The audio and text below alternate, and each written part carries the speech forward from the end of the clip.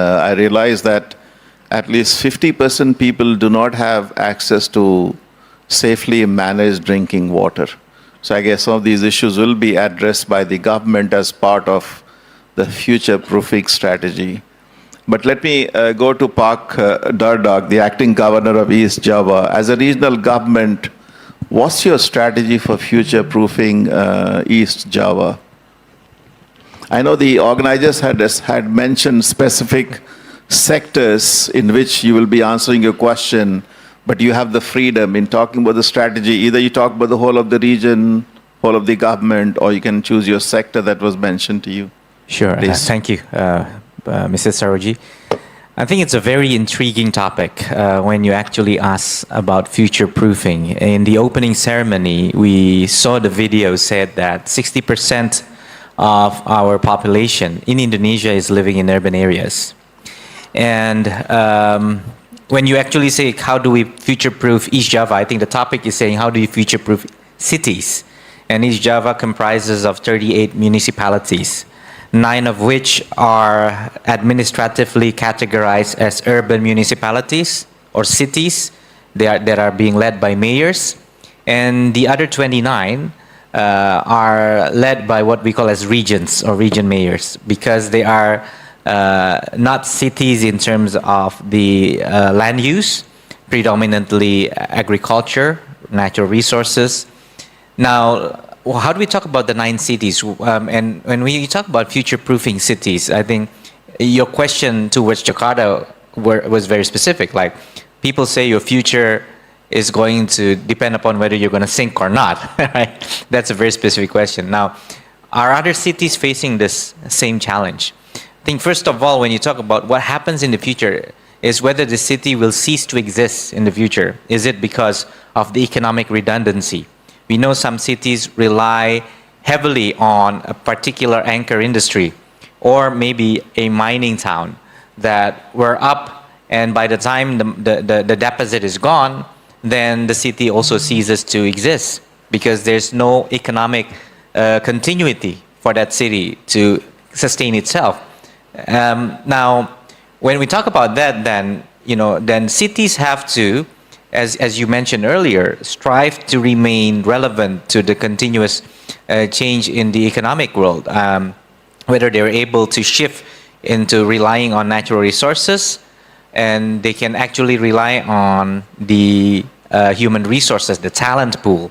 We see how the emergence of San Jose as the Silicon Valley is basically relying upon bringing in talents from all across the world. They have Stanford, which is nearby, and then it becomes a digital hub. And we're seeing Bangalore in India developing because of the growth of what was initially simple outsourcing of some basic IT services into becoming also a very strong digital hub. Similarly, like Shenzhen was a really buffer area of Hong Kong.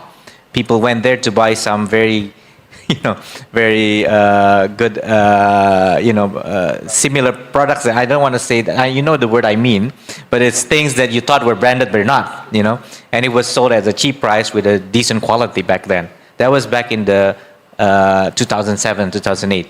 Now, so when we talk about future-proofing cities, but our theme today is infrastructure. So when we talk about infrastructure, I think it's very important that every planners believe that they are future-proofing their cities when they do the planning. The spatial planning is going to coincide with what we call as a long-term plan. We have a 20 to 25 years long-term plan. And then you will have, in each segment, 5 years development plan. I just want to campaign with my governor, and we have a 5-year development plan that is being prepared right now. We're finalizing it. So we believe that when we actually do a plan, what are the factors or the threats, so-called threats that you mentioned? I think one of the utmost, if we put aside the question of economic redundancy, is really the ecological carrying capacity. Cities have ecological footprint that span beyond its physical size. And it consumes resources, water, energy, and then how it manages its waste. We have overall in Surabaya every day 1,500 tons of waste are being sent to the final dumping site. that is already considering the fact that we are reducing about 15 to 25% of the waste by reusing, by recycling. But still, you will have waste being produced. So what are the drivers of cities meeting its limits? It will be population growth, whether the city can sustain population growth, and also whether the city will, given the population growth, it will run out of fresh water. There's also concern that even, let's say, the population stagnates in the worst case, it will also face scarcity of critical resources that are needed to sustain the city. You know, you have the same population, but the source of water that you have been relying upon is reducing, you know, is facing a declining water volume, for example. Or a particular city is going to be stretched because of the growth of adjacent municipalities. So all this, I think, is, you know, to start the answer, I'm giving you an insights on the thinking of planners in various cities, that everyone try to future-proof, and I would like to go to ecological constraints as the biggest driver for a city's future-proofing. How do you see the way forward from where you sit? What are your proposals? What are you thinking about it? How do you accelerate investment? Who wants to come in? It could be a regional government, it could be a city government, it could be water sector, it could be telecom, but this is your chance to take the floor and tell us what your plans are.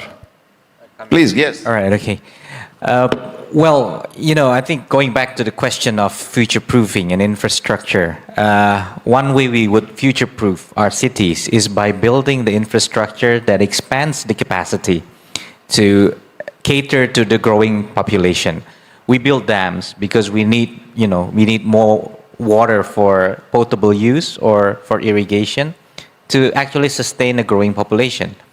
And that is really the essence. Now, however, when we actually look into infrastructure, some of these are actually infrastructure that, you know, has to be built by the government, and some can actually involve private sector in its financing. So again, the question is whether there is the money behind. Now, I think when, you know, when we look into public-private partnership, you would respond with mixed feelings, because some projects actually turn out, you know, we had this what we call as public sector comparator as a way to see whether PPP is going to provide a better modality compared to a conventional public procurement, a traditional delivery. And now we're seeing actually a mixture of both. I think when government goes to a private sector because they don't have enough money to build infrastructure, sometimes then, you know, there is also a misconception on the importance of the infrastructure itself. You mentioned about there, you know, the way water utility subsidized is by having the richer bracket of the tariff compensate those with the lower bracket of the tariff, which is called cross subsidy. But we also have viability gap fund, where the government subsidizes half of the capex in order to reduce the required tariff to justify the level of the rate of return. So I think what the president wants and what the coordinating minister wants is for us to really work hard on welcoming investments into infrastructure. And I think we're shifting from a model where we say, look, we're going to open infrastructure investment, but the private sector has to be the one who really wants it to happen. They come in and then they can make this project work commercially. I think we are all past that. We understand that all too often we would encounter infrastructure projects where the government needs to have a skin in the game. Either they bear contingent liabilities. We have the CEO of IAGF here. The government has to share the risk and not pass on the risk to the private sector, because that would cause the project to have a too high of a risk premium, makes it costly, or even also participate in the funding of the project by mean of, you know, sharing revenue. Now, in short, I would like to say that what's our plan? When we actually plan our fiscal resources, it's the simplest way, especially in the local government politics, is to assume traditional delivery. And for PPP, we simply just say, look, the private sector is going to pay for everything. I think we're going one step further now to start identifying how we would then use fiscal resources to partake in infrastructure capex or in provisioning for, like we have provisioned for contingent liabilities in the event of any shortfall in some of the important parameters of a PPP project. We are doing that in a water project right now as we speak. I think that's one of the view that we see. Excellent. Thank you very much, Pak Kamil.